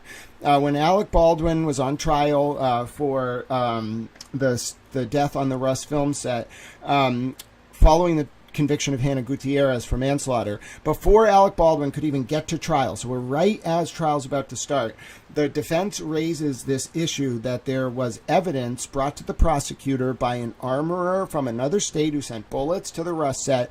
The prosecutor sent that evidence, or made the person trying to turn the evidence in. They actually came to turn the evidence in to the courthouse during the Hannah Gutierrez trial. The prosecutor made that person go to the sheriff's office. The sheriff's office, after getting a call from the prosecutor, logged the evidence under a different case number that Baldwin didn't get access to during pretrial discovery. Punishment: dismissal of the indictment. Immediate. It wasn't sua sponte, the defense motion for it. Immediate dismissal. Okay? So, notwithstanding guilt or innocence, procedural due process violations are the most serious thing you can do if you're an investigator. The second you do that, you have compromised the cases. I don't care if you can get it to trial on a technicality, whatever. No, you compromise the cases. The jury's going to nullify, okay, or it's going to get thrown out by the judge, okay? Why do you think Michael Morrissey, despite being recused, tried to no-pros Aidan Kearney's charges? The week before, his ADA had been in front of a judge in Denham District Court, tried to get a plea deal signed with Kate Peter. Kate Peter was facing felony witness intimidation charges related to Lauren Murray. She has another hearing tomorrow, by the way, at 2 p.m. Do you understand how wild it is that the Norfolk DA, despite being recused, despite a special prosecutor being on that case, tried to sign a green sheet plea deal? The judge rejected it. So to avoid, in my opinion, having to go in front of Judge Krupp on December 5th, Michael Morrissey just no-prossed the cases. Now, in reality, let's be real. Kate Peter and Brian Tully compromised those cases a year and a half ago. Okay, but should Lindsay Gattani bear the brunt of the responsibility? No, it was Tully and Kate. Tully, and people do not understand. Lindsay was unwitting. Lindsay did nothing to set anyone up or anything like that. All that happened was Lindsay was not really cognizant of what Tully and Kate were up to, and she was manipulated. Now, that doesn't mean, listen, I don't believe that Aidan Kearney, in light of what Karen Reed said to him and everything, thinks he made a good choice to go over to Medfield that night. Okay, I don't think that was a good choice. He said himself it was an expensive decision to go there. Okay, but the point is, that to me is not really the apoplectic consequence of all this. It's how Lindsay Gattani was treated by Tully and Kate the whole way. Yes, they were trying to get Aidan, but I don't even think they wanted to get Aidan. They wanted to get Aidan for the purposes of flipping him on Karen. So a lot of people have a right here, I think, to be very upset because the tactics that were used by these investigators were in violation of a number of procedural due process rights. And whether you believe Aidan is innocent, whether you believe Aidan is guilty, you cannot defend procedural due process violations because it's notwithstanding the underlying material substance of the allegations. Do you understand? Are we all on the same page? Whether you think this man is guilty of what he's accused of, not guilty, it does not matter. We all have to get on the same page. And this is why I'm sure Aidan's like, why does he feel this way? Like, he's always critiquing me. It's not about him as a person, what he's done, whatever. It's relevant, okay, to the analysis, but it's not relevant to the procedural violations. Do you understand? Folks, Kate Peter literally gave evidence to Brian Tully, which he probably solicited, making her a state actor, that in turn was used in a grand jury exactly in the form that Kate gave it over. YouTube videos with altered titles, whatever. Then Kate deleted the Google Drive links. There are rumors she tried to destroy evidence of her involvement. Folks, that's procedural due process.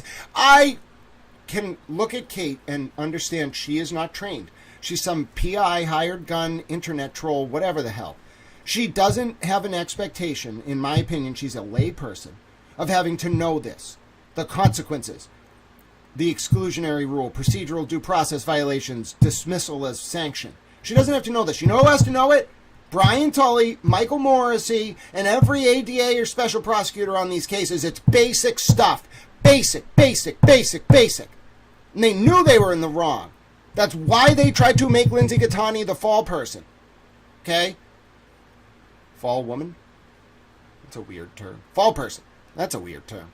Fall guy. We're going with fall guy, and you're going to love it. I should have said fall towel. The point is, that's why they did this, because they knew they were doing it, in my opinion, intentionally. They knew this case couldn't go to trial. The minute that Tully edited that phone production and removed his messages, do you understand? That is literally, in my opinion, a violation of law. He materially altered evidence in a criminal trial. And then he turned it over to the defendant in the altered state, unredacted. Like, it's the worst possible thing you can do. And we're going to read this Aidan motion now so we can see, the distinction in how Proctor was treated compared to Lindsay.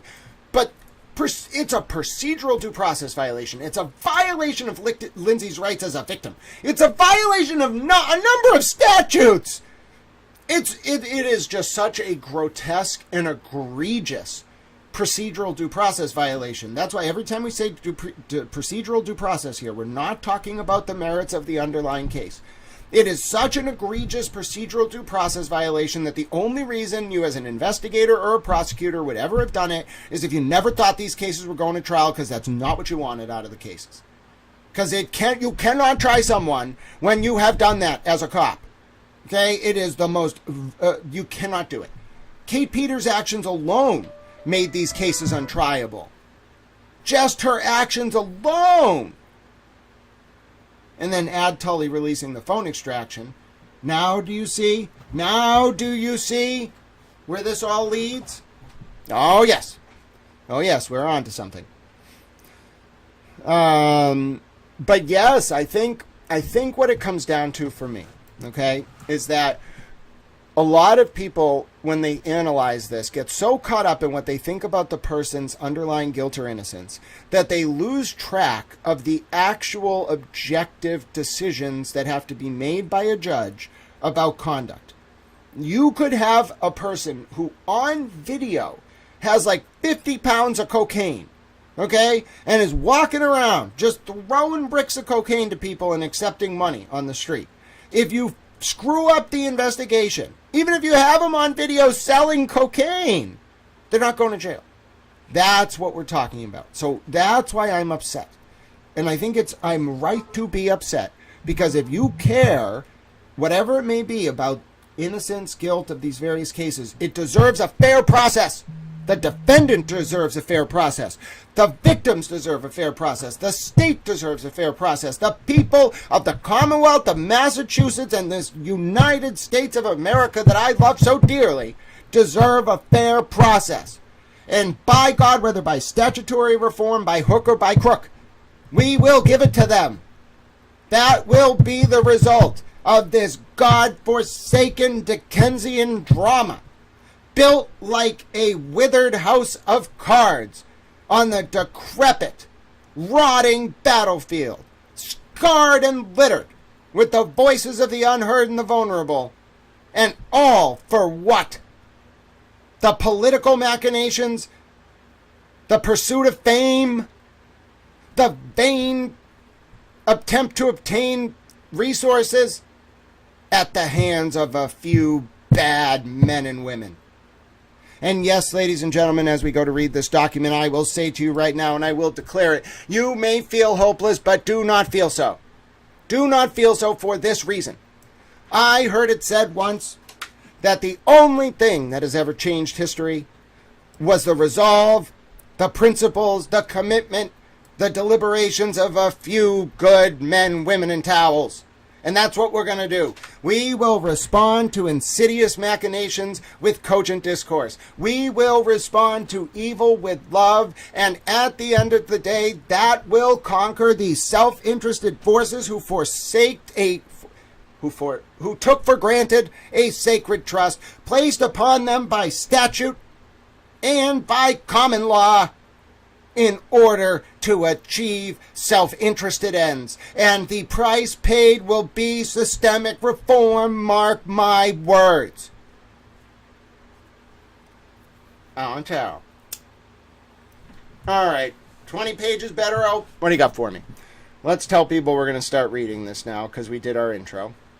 What do you got for me, Bettero? Let's read it. All right, hold on. Okay, it is now time to start reading the new motion for Michael Proctor's disturbing text messages that was filed by Aidan TurtleBoy Kearney overnight. Let's discuss the big news together. That was certainly the big news of the night, ladies and gentlemen. I'll tell you, that motion dropping caused waves. It was almost bigger than Karen's press release about Kelly Davis. I'll tell you that. It was a bombshell. All right, let's do it. I'm a bit tired. All right, here we go. I'm ready. I'm ready. No, Allie, so no comments are being deleted. I've been hearing from multiple people now that what's happening is you may send a comment that looks like it displays on your phone. I had this happen to myself. This is the only reason I know this is what's happening. It may show on your phone as, the comment is there and you're seeing it in chat, but it's not actually going through to the server. So not only is it not being removed, it's just not actually going through. So anytime that happens, don't feel bad. Just go ahead, post the comment again. I don't care if you post it twice. If you don't see your comment up on the screen, just post it again. All right? No issue with that at all. I'd rather you be able to participate. And trust me, I see the whole removal log. So if a comment goes up and gets removed, I see it get removed. It tells me who did it when it happened, and I can tell you that hasn't happened here. All right, so before we begin, let's check the poll. Do you want to see the content of Michael Proctor's 12 years of cell phone records? Yes, expose it all has 75%. No, cover it up has 25%. Let's start reading. All right, here we go. Mark A. Bettero, an attorney admitted to practice law in the Commonwealth of Massachusetts pro hoc vice, at least on this case, right, Bettero? Affirms under, sometimes he's nice to me. He's like, hey, Towel watches the docket. Other times he mocks. One time he mocked my health condition. It's like, Bettero, what are you doing? Do you even know what it is to be disabled? Maybe he's been disabled. Maybe he's never been disabled. It sucks. Like, you can't escape it. Every minute sucks. Like, don't assume. Just ask, all right? Especially, like, if it's a multifaceted, like, long-term disability, you're probably dealing with someone who, like, has been broken down to their very essence. It's really hard to be that disabled and not just give up, all right? So that's the only reason I'm a little frustrated with Betterow, because he has said a few kind things about me, but, like, if you're going to discuss someone's physical health and you don't actually know how sick they are, it's not, like, what, like, don't do that.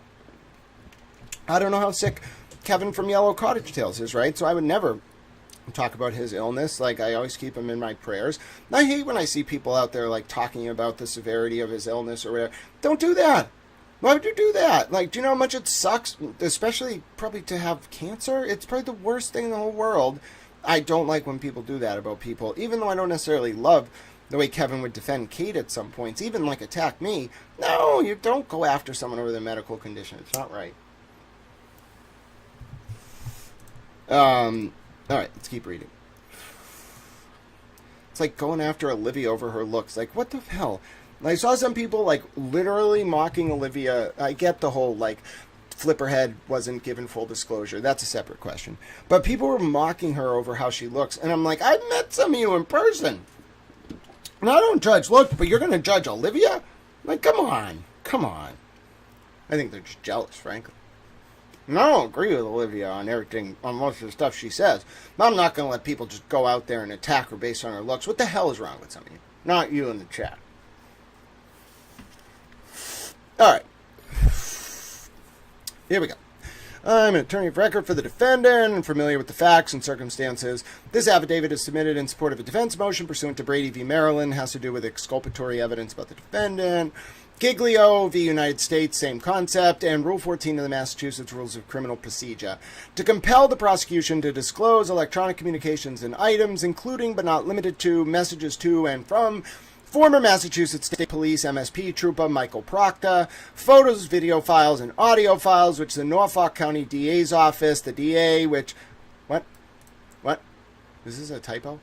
Including but not limited to messages to and from former Massachusetts State Police Trooper Michael Proctor, photos, video files, and audio files which the Norfolk County DA's office, which the DA's office recently extracted from Mr. Proctor's personal cellular phone and thus are within the DA's possession, custody, or control. Okay, there's a misplaced which.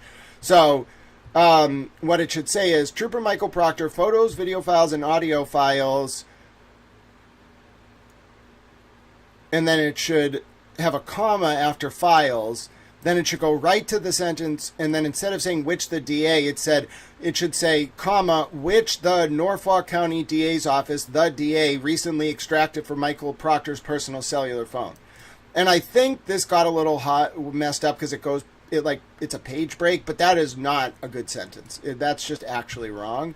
And the way I would fix it is I would just put a comma here after files, and then get rid of this, and then I would just use this sentence to say that, which the Norfolk County District Attorney's Office, the DA, recently extracted from Mr. Proctor's personal cellular phone and thus are within the DA's possession, custody, or control. All right, come on, Betterow. Come on. No, I'm not saying he's got to be, like, perfect, but that wasn't even, like, grammatically correct. Judge's brain is going to break when reading that sentence. After Mr. Proctor's misconduct was exposed during the 2024 trial of Karen Reed, he was terminated from the MSP for, among other reasons, quote, sending derogatory, defamatory, disparaging, and or otherwise inappropriate text messages about a suspect in an investigation, providing sensitive and or confidential investigative steps in the investigation to non-law enforcement personnel, through his unprofessional and inappropriate conduct, created an image that he was biased with a criminal suspect and for bringing the MSP and himself into disrepute. Number 4. On information and belief, Mr. Proctor's egregious misconduct came to light during a federal investigation into the DA's and MSP's investigation and prosecution of Karen Reed.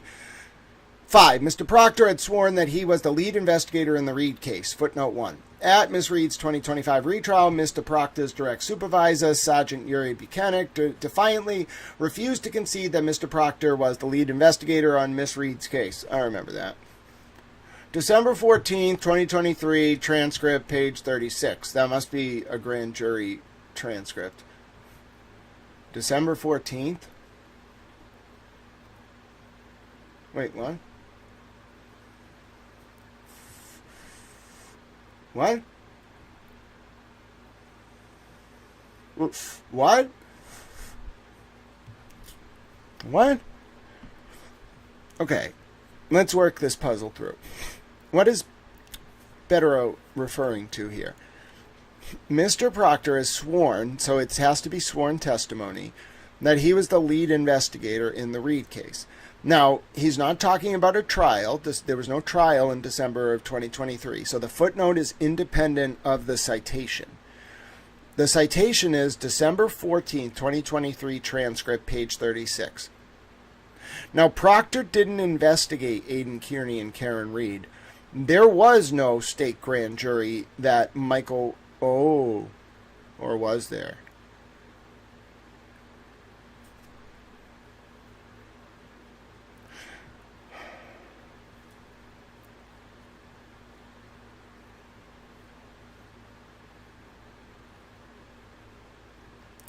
I'm wondering if Proctor...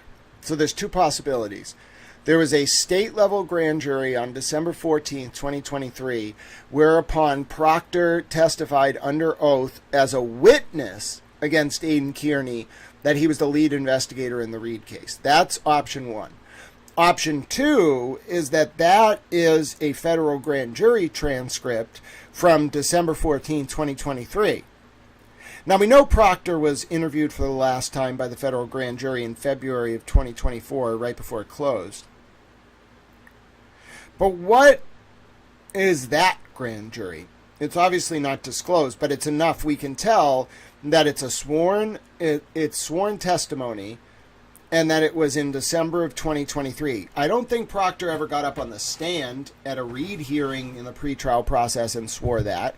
It's a transcript, so it's not a document. It's not like a filed pleading. It's a transcript. So it's either a hearing, a grand jury proceeding on the state level, or a grand jury proceeding on the federal level. That's very interesting. Okay, that is very, very interesting. Let's all take note of that, and let's just keep that in our mind. Yeah, and there's a lot of like subtle stuff in these documents because they can't reveal a lot, but Betterow knows how to write it. So what's interesting about me reading Betterow is that I know somewhat, based on like the facts of all of this, what Betterow can't talk about because of the protective orders, the way the grand jury secrecy rules work. I know what he can't talk about, and I know what he can reference by implication. Now, this man, Mark Betterow, has a proclivity to push the envelope a little bit. And we're going to see this is redacted, so where he redacts, he has to later on. But I've seen him push the envelope in some of these motions, and I've seen the Commonwealth inadvertently push the envelope in some. He both did it inadvertently. They pushed the envelope, all right, in terms of what they could disclose, especially Cosgrove and that filing about Aidan's messages with Karen's lawyers. A lot of pushing of the envelope, like a lot of tit for tat, tete-a-tat, as the French would say. All right. 6. As detailed during Miss Reed's 2 trials for alleged criminal responsibility for the death of John O'Keefe, which resulted in her acquittal on these charges. Okay, that's, like, notice how the lawyer writes. Like, he doesn't say that resulted in acquittal on 2 charges and conviction on a lesser charge. He just phrases it very deferential to Karen. That's what a lawyer does. Mr. Proctor's misogynist and other outrageous text messages. He called her the C word. I'm interjecting here. He called her the C word. He said he wants to look for her nudes. It was not good. And that's just what we learned about a few years ago. That's not even the new stuff. And other outrageous text messages evinced or provided evidence of his actual bias and irrational hatred for Miss Reed and one of her attorneys. I think he called David Unetti an a-hole. Well, and David Unetti's actually, I think he's a jerk if you're on the other side of a case than him, but he's actually a sweet guy. When you meet him, like, I can read vibes pretty easily. He's not, like, a monster. He's just, when you are up against him, it's like politics, and he's going to fight you, because that's what his job is. That's different than, like, a Kate Peter. Kate Peter does that, and she doesn't feel it. She doesn't care. That's my opinion. It doesn't impact her emotionally. Yannetti, I think, probably wears a lot of stuff on his soul. He might not admit to it. You can tell it aged him, this trial. It aged Alan, too, but in a stress way. David, I think it wore on his conscience. I'm not saying for good or bad. I just think you could see it. Like, he didn't love everything about what they were doing. They also, talked bad about him, Karen and Alan. So, that was probably a blow to his pride. But at the same time, look at him. He's out there with Bob Alessi. I bet they really like each other. Alessi's kind of like a smart guy, like a nerd. I would talk to Bob Alessi and David Yannetti. Do you know how fascinating that conversation would be? If you put Bob Alessi, David Yannetti, and I on a podcast, we would have the most interesting discussions because they all know this stuff better than me. Not the facts, just the facts of the case. If I were like, oh yeah, let's talk a little bit about Gideon, they'd be like, oh yeah, I have a lot to say about how Gideon overturned the prior case and how I'm very interested in the nature of the enumeration of the 6th Amendment right to counsel through the 14th Amendment due process clause. Let's talk about it. I could probably be like, let's talk about Santa Clara County v. Southern Union Pacific from 1888 or 86, and they'd be like, oh my God, corporate personhood is a fascinating doctrine. Shall we talk about how Lochner was eviscerated by West Coast Hotel v. Parrish? And I'd be like, yes, I love the liberty of contract doctrine and how its eradication birthed the emergence of the civil rights movement. Oh, you don't understand, little towels. That would be when you put 3 people like that in a room, it's fascinating. I'm telling you, just let me, David Yannetti, and Bob Alessi talk. It would be the greatest thing you've ever heard in your entire life. I'm not saying we're going to agree on everything. I may say some ridiculous things, but they would probably laugh. I'm just saying, I'm hilarious. The bottom line, I'm hilarious. They'd be like, should we let this man into the bar or not? My argument is, yes, I can do it. Even though I'm autistic, you gotta give a little grace, okay? People grow, people learn their emotional development. Like at 34 may be similar to a regular person at 16. Everybody grows in different ways. Dowell can do it. Daddy's probably like, oh, God. Fine. Mr. Kearney has reported extensively on the case against Miss Reed since April 18, 2023. Prior to Mr. Kearney's October 11, 2023 arrest, he repeatedly criticized the case against Miss Reed, much of which focused on his belief that Mr. Proctor was a corrupt trooper who helped frame Miss Reed for Mr. O'Keefe's death and then protected the actual killer or killers. 8. Mr. Proctor was involved in the investigation that led to the instant indictments against Mr. Kearney.